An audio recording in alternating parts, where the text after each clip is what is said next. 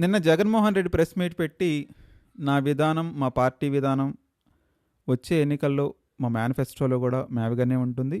మచిలీపట్నం, విజయవాడ, గుంటూరు అనే విధానం ద్వారానే మేము ముందుకెళ్తాం తప్ప ఏ రకంగానూ అమరావతిని సమర్థించం.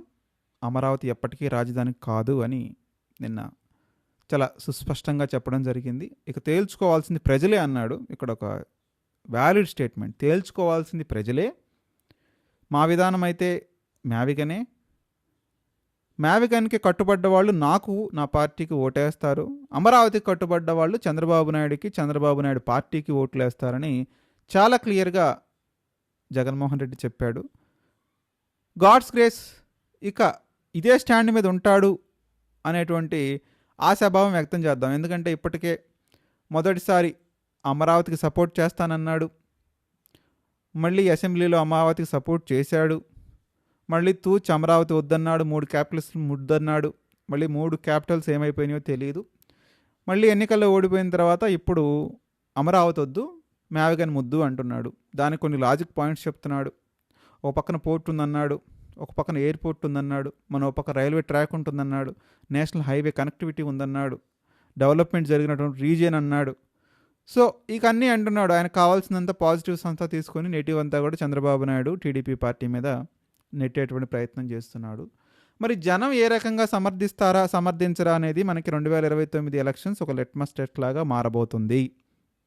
సో ఇది నిజంగా చెప్పుకోవాలంటే చంద్రబాబు నాయుడుకి, చంద్రబాబు నాయుడు ప్రభుత్వానికి, లోకేష్ బాబుకి, పవన్ కళ్యాణ్కి కూడా డేంజర్ బెల్సే. అంటే ఎందుకు డేంజర్ బెల్స్? అమరావతికి అందరూ సానుకూలంగానే ఉన్నా కదా. ఇప్పుడు కొత్తగా వచ్చి ఏం చేసేది ఏంటంటే, ఈ ఇష్యూలో జగన్మోహన్ రెడ్డి ఆల్రెడీ 0 లెవెల్కి వెళ్ళిపోయాడు. ఆయనకు వచ్చే నష్టం ఏమీ లేదు. జగన్మోహన్ రెడ్డి చాలా స్ట్రాటజిక్గానే చెప్పాడు. ఇందులో ఆయనకు వచ్చే నష్టం ఏమీ లేదు. ఏదైనా నష్టంకి ఇష్టం రావాలంటే ఆ చంద్రబాబు నాయుడు కూటమికే రావాలి. వాళ్ళకే డెబిట్ అయ్యిద్ది. వాళ్ళకి డెబిట్ అయిన ప్రతి ఓటు కూడా ఆటోమేటిక్గా జగన్మోహన్ రెడ్డి పాకెట్లో క్రెడిట్ అయిపోతూ ఉంటుంది. సో మరి జగన్మోహన్ రెడ్డి మావిగన్ అన్నాడు, బాగానే ఉంది, మావిగన్ కట్టుకుంటాడు.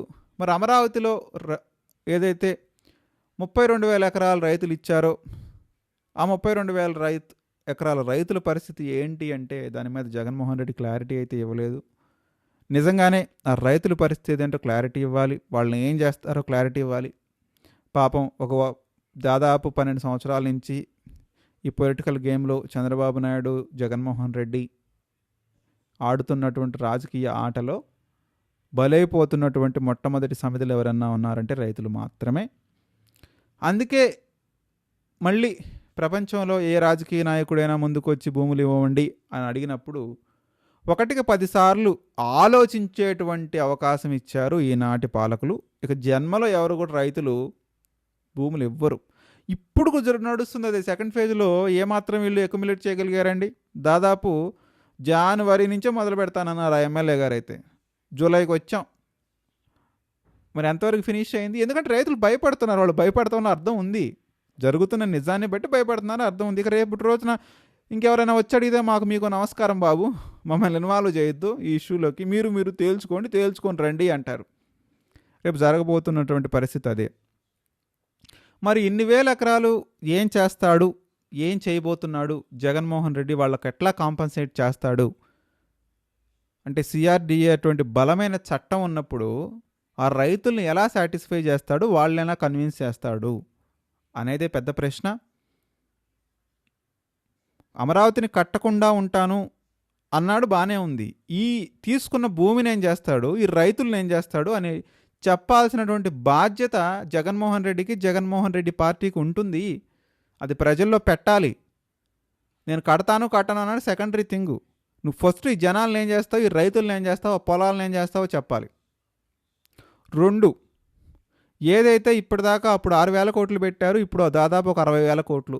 సరే, ఈ గవర్నమెంటు వెళ్ళిపోయేలోపు దాదాపు ఒక 40,000 కోట్లైనా కూడా అమరావతిలో ఖర్చు పెడతారు.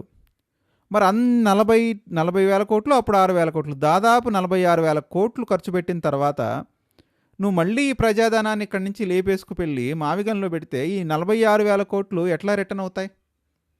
ఈ కట్టే పరిపాలనా భవనాలు ఏం చేస్తారు, ఈ ఎమ్మెల్యే ఎమ్మెల్సీ క్వార్టర్స్ ఏం చేస్తారు, ఈ మంత్రులు బంగ్లాలు ఏం చేస్తారు? అసలే అది వరల్డ్ క్లాస్ రాజధాని అని చెప్తాడు చంద్రబాబు నాయుడు లేస్తే. మరి వరల్డ్ క్లాస్ ఫెసిలిటీస్తో ఉన్న ఈ భవనాలను తీసుకెళ్ళి ఏం చేస్తాడు? భవనాలను ఎత్తుకెళ్ళి పెట్టరు కదా అక్కడికి. మరి భవనాలను ఏం చేస్తాడు, ఈ రోడ్లను ఏం చేస్తాడు, ఈ ఇన్ఫ్రాస్ట్రక్చర్ ఏం చేస్తారు, ఆ కొద్దో గొప్ప సరే ఎంతో కొంత ఇన్ఫ్రాస్ట్రక్చర్ అయింది, దాన్ని ఏం చేస్తారో చెప్పండి మీరు జనాలకి. చెప్పి ఓట్లు అడగండి. మావి కానీ చెప్పడంతోనే మీ పని అయిపోలేదు, వీటిని ఏం చేస్తారో కూడా చెప్పాలి. ఈ 50,000 కోట్లని ప్రజాధనాన్ని ఎట్లా కాంపెన్సేట్ చేస్తారు, మళ్ళీ ఎట్లా మీరు రిటర్న్ చేసుకుంటారు అనేది కూడా ప్రజల ముందు పెట్టాలి. ఈ 2 అంశాలు కనుక జగన్మోహన్ రెడ్డి క్లారిటీ ఇస్తేనే రేపటి రోజున జగన్మోహన్ రెడ్డి అని ఎవరైనా నమ్మే అవకాశాలు ఉంటాయి.